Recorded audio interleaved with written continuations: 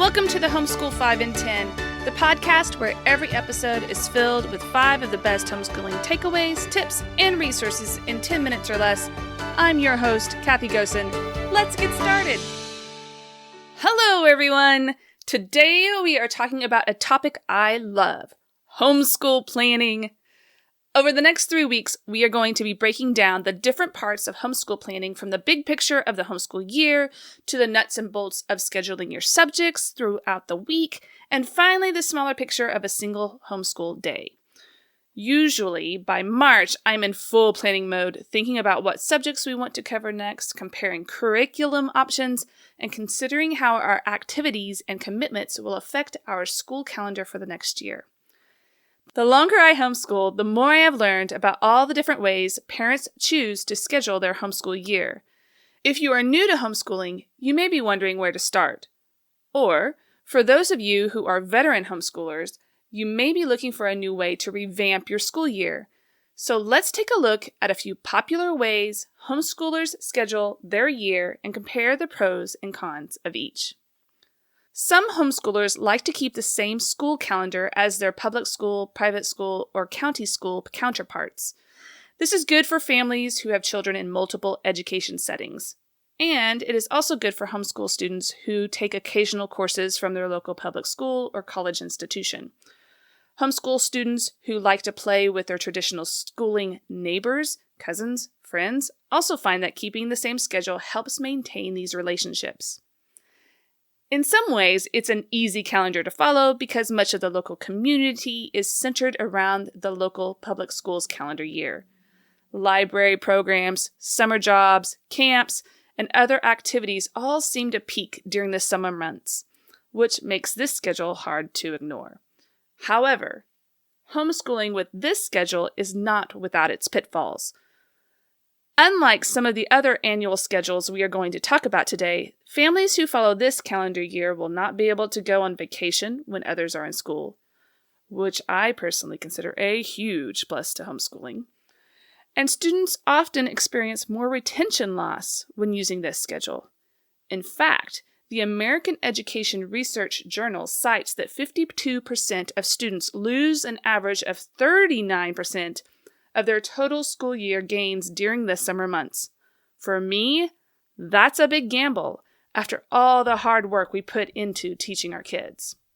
So if you decide that following the local school calendar is not something you want to do, there are several different options you might want to consider. The first is dividing your days into 9-week terms. While this may be very similar to most public school calendars, the difference is you get to choose the start dates, the vacation dates, and the breaks. So you could technically start the first 9 weeks on August 1st, finish the first 9 weeks by the end of September, take a week off, and then complete the second 9 weeks well before Christmas. Or move the dates around to suit you and your family. This calendar works well as several homeschool curriculums tend to follow a 9-week exam schedule. If 9-week terms seem like a long time to school without a break, consider 6-week terms. Some call this Sabbath schooling, as the 7th week is considered a Sabbath rest week, similar to the day of rest following the 6 days of creation. Thus far, this is one of our favorite schedules to follow. Most of the time, we can make it about 6 weeks before we are begging for a break. It gives the girls some built-in time to rest, enjoy their hobbies, catch up on reading, and play with friends and family. It also gives this mama time to catch up on projects around the house, spring clean, and have a few days without feeling like I always have to be on. Breaking up the school year in 6-week terms also vibes well with those considering teaching using a Waldorf block. We will talk more about a Waldorf block next time, but in short, a Waldorf block involves the intense study of a subject for 6 weeks. By breaking up the school year into 6-week units, it gives a parent time to plan for the next Waldorf block during the week off. 6-week terms also allows time for vacations and field trips during non-peak times, which is something else we consider a plus as it helps with both our enjoyment and our wallet. But 6-week terms don't always jive well with how a curriculum is broken up, or, for those keeping grades, keeping track of 6 term grades instead of 4 can sometimes be overwhelming. And 2, if you are using an online planner, several platforms don't even offer the 6-week plan as an option. That brings us to forgetting about terms and just schooling year-round. For those whose school district schools year-round, this may be no different from following your local school calendar. However, for most, this is a less common but enjoyable option. Year-round schooling offers better retention rates, allows more time for vacations and field trips, and offers more consistency long-term. It is less stressful and often more flexible because there are more days to work with. Instead of trying to complete school during 36 weeks, you have 52 weeks within which to complete your allotted days. Longer breaks during Christmas and vacation are also possible, and by making learning part of your everyday, it is making school more real life. After all, except for teaching, most jobs do not limit their employment to only 9 months of the year. When scheduling year-round, you may still want to incorporate terms. If so, you may consider planning your calendar year with 6 weeks on and 1 week off, or 9 weeks on and 2 weeks off. I also know some families start school without an annual calendar plan at all.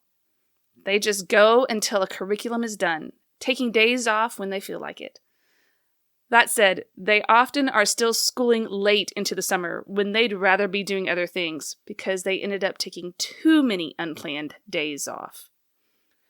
Some potential downsides to year-round schooling is that students sometimes feel frustrated that they must do school during the summer months when their compulsory counterparts are taking a break and enjoying the summer sun. Year-round schooling can also impact participation in summer activities if not planned out in advance. Once you have determined how you want to divide your year, the next thing you will want to consider is whether you would like a 4-day or 5-day homeschool week. 4-day weeks leave 1 day to be used for co-ops, field trips, nature walks, educational videos, the completion of larger projects, educational games, and/or other outside-the-home activities such as work, sports, or even grocery shopping. One of my favorite school calendars is the 4-day, 6-week term, year-round calendar. When we can, we start in July and finish at the end of May by following a 6-week on, 1 week off schedule and scheduling our schoolwork on only 4 days. This allows us 1 day a week to attend our co-op or go on a field trip. It keeps it more realistic for our busy family. As you plan, be sure to check your local state attendance requirements. For most states, it is 180 days or 36 weeks. You will also want to consider co-op schedules, work schedules, dual enrollment course schedules, and other outside activities as you plan out your calendar for the school year. And don't think you have to always start school in the fall. Some families have been known to start their new school year every January instead of every July, August, or September. The choice is up to you.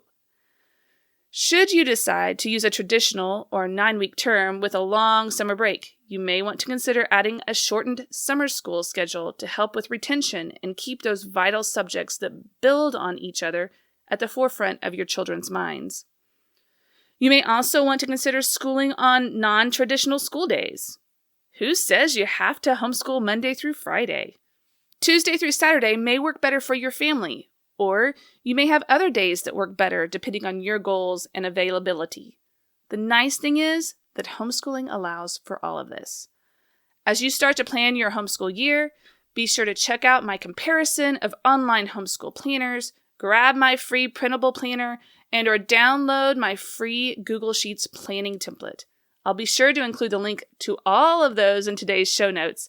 Then tune in next week as we continue our discussion on homeschool planning as we look at 5 ways to break down what you will be teaching in your homeschool week. See you then. This concludes today's episode of the Homeschool 5 in 10. If you enjoyed listening to today's podcast, please leave a review on whatever platform you are listening on and click the subscribe button so you don't miss an episode. All links mentioned in today's episode can be found in the show notes on the homeschool5in10.com. Thanks again for listening to today's Homeschool 5 in 10, the show where I share the best and less.